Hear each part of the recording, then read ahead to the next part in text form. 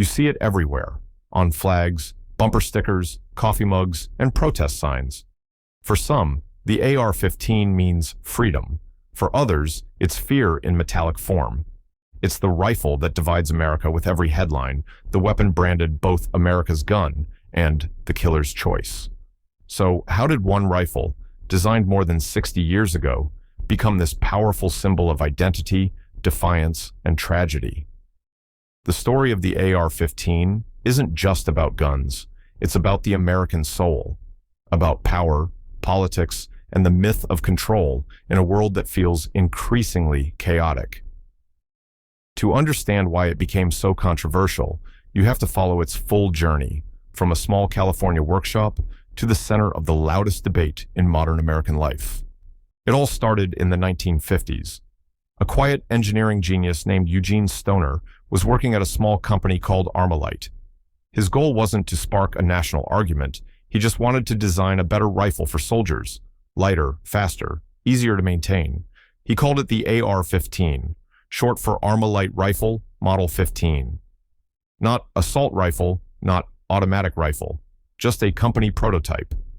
Stoner's creation was innovative: aluminum instead of steel, plastic grips instead of wood, and a recoil system that made it easier to shoot rapidly. It was perfect for fast-moving combat. But Armalite struggled financially, and in 1959 sold the design to Colt.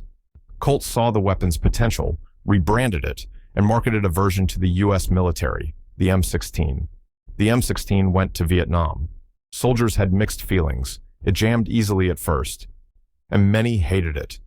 Yet, after fixes and retraining, its speed and weight proved revolutionary. Soldiers could carry nearly triple the ammo of an older rifle. Then something unexpected happened. Colt turned around and made a semi-automatic civilian version, identical in appearance, but firing one shot per trigger pull, the AR-15.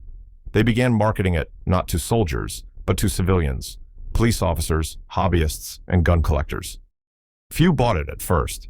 It looked too military, too strange for hunters used to wooden rifles.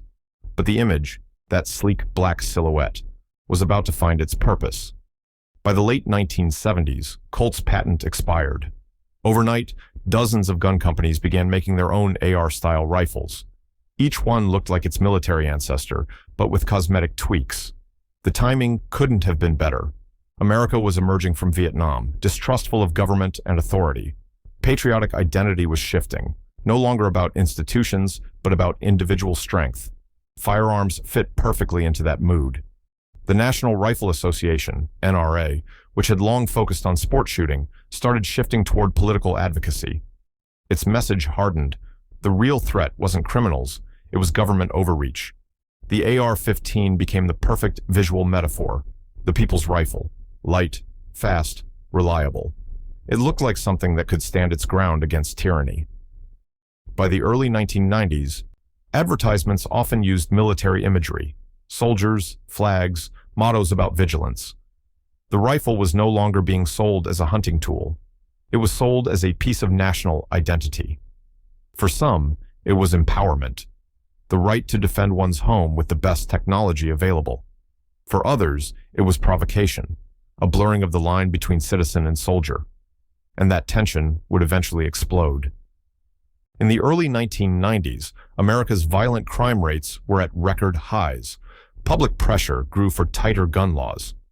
In 1994, Congress passed the federal assault weapons ban, which restricted the sale of certain rifles like the AR-15. But the ban didn't do what its supporters hoped. The definition of assault weapon was mostly cosmetic, based on things like pistol grips and detachable magazines. Millions of AR-15s already in circulation were grandfathered in. Gun owners felt attacked. To them, it wasn't about safety. It was about politics. They're punishing law-abiding citizens, they said. When the ban expired in 2004, the AR-15 came roaring back. Sales skyrocketed, a direct backlash against perceived government overreach. That same year, the Protection of Lawful Commerce in Arms Act gave gun manufacturers legal immunity from lawsuits if their weapons were used in crimes. It was the NRA's biggest legislative victory, and it made the industry fearless. Marketing went into overdrive. The AR-15 wasn't just being sold, It was being branded. The modern sporting rifle, they called it. Safe, normal, patriotic. The timing was perfect for the age of social media and for the politics of fear that would soon define America's next 2 decades. Then came the turning point. In 2012, the massacre at Sandy Hook Elementary School changed everything. A young gunman, armed with an AR-15, murdered 20 children and 6 adults. The shock tore through the country. President Barack Obama called for a renewed ban on military-style assault weapons. The proposal failed. Legislators couldn't agree. And in that failure, something irreversible happened. The AR-15 became the loudest symbol in modern American politics. For gun control advocates, it illustrated everything wrong with America's obsession with firearms. For gun rights supporters, it represented everything at stake in the fight for freedom. Within months, gun stores sold out of inventory. Manufacturers couldn't keep up with demand. People who had never owned guns before were suddenly determined to buy one, before they take them away. From that moment on, every mass shooting involving an AR-15 became a national trauma, and every call for new restrictions became a new sales boost. It was a feedback loop of tragedy and reaction, fear feeding defiance, defiance fueling profit. By the mid-2010s, companies had fully weaponized identity. Gun ads rarely featured hunters anymore. They featured suburban families, police officers, and self-reliant citizens guarding their homes. One ad showed a young mother holding an AR-15 with the caption, "Mama didn't raise a victim." The message wasn't about hunting. It was about autonomy. The AR-15 had become an emotional brand, a stand-in for masculinity, responsibility, and rebellion all at once. Gun manufacturers turned politics into marketing. Every attempt at new regulation, every televised debate became free advertising. As more liberal states passed gun restrictions, conservative states loosened theirs. Over 24 million AR-style rifles are now in circulation, more than all U.S. military rifles combined. For gun companies, it's a goldmine. For politicians, it's a lightning rod. And for America itself, it's a mirror. Why does this one rifle inspire such loyalty? Part of it is practical. It's lightweight, accurate, customizable, and relatively affordable. But part of it is psychological. Gun rights advocates talk about empowerment, the ability to take control in a world that feels unstable. Many AR-15 owners describe shooting as meditative, even therapeutic. The focus, the rhythm, the control, it offers calm in chaos. For veterans, it's also nostalgia. The AR shares DNA with the M16 they held in combat. The feel of the grip, the click of the charging handle, it connects them to structure and discipline, to identity and brotherhood. For others, it's political heritage. In the minds of many Americans, gun ownership is linked directly to freedom itself. Owning an AR-15 is a way to say, "I refuse to be powerless." Critics see that mindset as delusional, even dangerous, arguing that this culture turns deadly instruments into idols. But the people who love the rifle don't see a weapon. They see control, self-trust, independence. And that's exactly what makes compromise nearly impossible.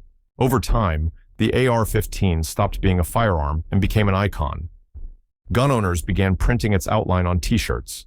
The silhouette appeared on flags beside slogans like, "Come and take it." The rifle's supporters held rallies. Opponents organized protests. Each side adopted visual and emotional symbols of its stance, one waving the AR proudly, the other crossing red lines through its image.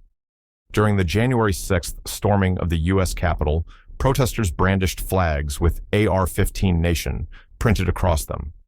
The weapon that began as a Cold War invention ended up representing a revolution of distrust against institutions, against control, against anyone seen as the other. Politicians learned how to use it too. Campaign ads featured candidates firing an AR-15 into exploding targets labeled socialism. Activists on the left held pictures of children killed by it. Each side used the same rifle as a messenger, to amplify their rage, to define their identity, to show who they stood with. It was no longer metal and plastic. It was mythology. Here's the hard truth. Most AR-15 owners never commit crimes. The vast majority use their rifles for sport shooting or defense, and many are responsible gun owners. But statistically, when someone does carry out a mass shooting, the AR-15 amplifies the devastation. Its design, rapid firing, low recoil, large magazines, makes it deadly efficient. 10 of the 17 deadliest U.S. shootings in the past decade involved AR-15 style rifles. That reality powers one side of the argument. If banning the rifle won't stop violence, why give civilians access to military tools? Yet banning it never fully solved the problem before either. Gun deaths dropped modestly during the 1994 ban, but so did political trust, and many believe that resentment helped fuel the gun rights resurgence later. What's left is a stalemate, a society so polarized it can't separate tools from trauma, emotion from evidence. At its heart, the controversy around the AR-15 is about what kind of country America wants to be. To some, it's the ultimate equalizer, proof that no one is ever completely powerless. To others, it's the tragic emblem of what happens when freedom outweighs responsibility. Historian Kari Babitsky summed it up perfectly. The AR-15 is a glaring exaggeration of the American idea of individualism. Freedom with no limit, power with no filter. That's why it evokes such passion. It represents everything Americans admire and everything they fear. When you strip away the politics, what remains is simple. Both sides are terrified of losing control. Gun owners fear losing their independence. Gun critics fear losing their safety. The rifle sits between them like a mirror, reflecting their anxieties back at each other. So here we are, more than 60 years after Eugene Stoner drafted blueprints in a California workshop, still arguing over what his invention means. For Stoner, the AR-15 was a piece of engineering, not ideology. He died in 1997, 3 years into the federal assault weapons ban. None of his obituaries even mentioned the rifle. He couldn't have predicted this, a gun turned into a cultural battlefield. And yet, that's where his invention lives now, at the crossroads of fear, freedom, and faith in the self. The rifle's story is far from over. Courts continue to fight over bans. Politicians keep invoking it. Tragedies continue to make headlines. Each new debate ensures its immortality, because controversy, not consensus, keeps it alive. Maybe that's the most honest way to understand it. The AR-15 thrives on America's unresolved identity crisis. It's the gun that America made, and the gun that, in turn, remade America. So maybe the question isn't whether the AR-15 should exist. Maybe the real question is why America needs it to. Because this isn't just a story about guns, it's a story about power, pride, and fear. And as long as those forces define the nation, this rifle will remain its most controversial symbol, the weapon that divided America because it revealed America.